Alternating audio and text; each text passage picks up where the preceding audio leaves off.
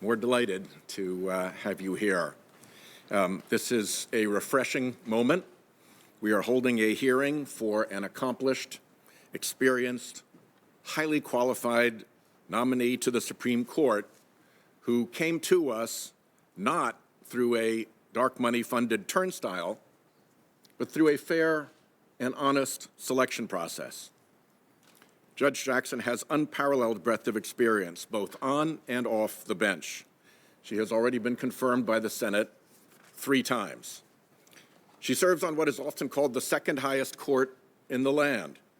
The D.C. Circuit handles some of the most difficult and consequential cases in the nation, often taking up questions that later come before the Supreme Court. Judge Jackson, that will enable you to jump right in once confirmed. Before the D.C. Circuit, Judge Jackson was a trial judge in the district court in the District of Columbia, ruling on hundreds of cases and presiding over trials, including many jury trials. Judge Jackson, you have presided over virtually every kind of case a federal trial judge can hear across criminal and civil law. You have more experience actually trying cases in your courtroom than any other member of the court. As a member of the U.S. Sentencing Commission, you helped establish the policies and practices for federal courts when deciding criminal punishments. With commissioners from both parties, you helped implement our bipartisan Fair Sentencing Act. Complicated and consequential work, and we thank you. It matters to me, Mr. Chairman, that Judge Jackson was also a civil litigator and public defender. She wasn't groomed in partisan petri dishes. She learned practical courtroom experience in both civil and criminal law, how the judicial system works and how it serves or doesn't serve different litigants. And I must say that in Rhode Island, we love that before you clerked for Justice Stephen Breyer, you clerked for Rhode Islander Bruce Selya on the First Circuit.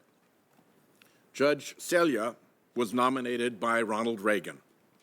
He is well regarded by bench and bar, and he thinks the world of Judge Jackson.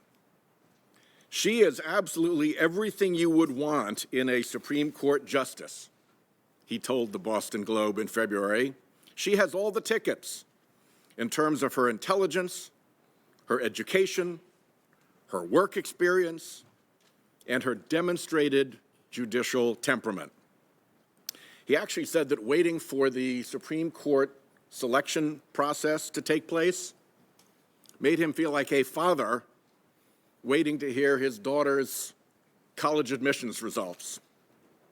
We very much appreciate that Rhode Island touch to this nomination. Judge Jackson is steadfastly committed to the Constitution and the rule of law, and her record reflects the type of even-handedness and independence that will make her such a good Supreme Court justice. Her guiding principle, she has said, is to consistently apply the same level of analytical rigor to a case, no matter who or what is involved in the legal action. She says this means you can, quoting again, be consistent in the way you are analyzing the issues, and you can set aside any thoughts about who is making the arguments and what advantages any side might take away from your opinions. If you have fidelity to the rule of law that is grounded in looking at only those inputs, she said, then I think you can rule without fear or favor.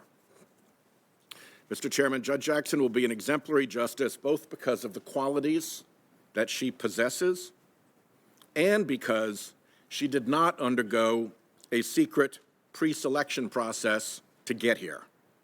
She is before us on the basis of her own merit, not on the recommendation of a secretive right-wing donor operation hiding behind anonymous multi-million-dollar donations and aimed at capturing the United States Supreme Court as if it were some 19th century railroad commission. The unpleasant fact is that the present court is the court that dark money built. Anonymous donations funded the Federalist Society while it housed the selection turnstile run by the dark money donors. Anonymous money funded the dark money group down the same hallway as the Federalist Society that ran the dark money political campaigns for the selected justices. And because of all that secrecy, Americans are denied any real understanding of the overlap of all that dark money with the political dark money funding the Republican Party, which could well explain the wreckage of Senate norms, rules, and procedures that accompanied the confirmation process of recent nominees.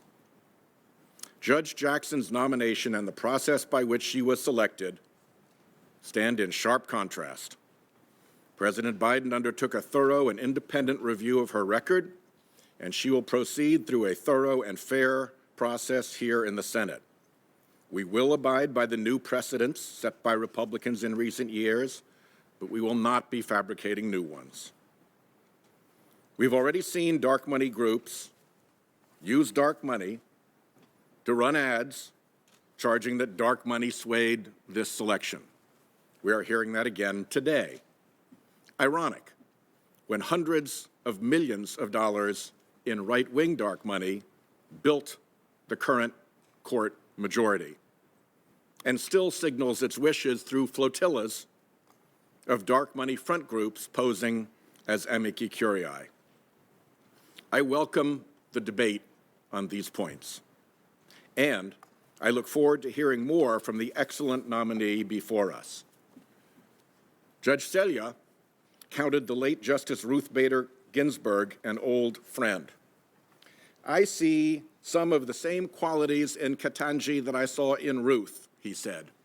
Humility, the ability to inspire others in a quiet way, not at the top of her voice. Some people, he said, have the capacity to inspire by example and the force of their reason. Judge Jackson, I'm certain your capacity to inspire through force of reason will be on display here this week.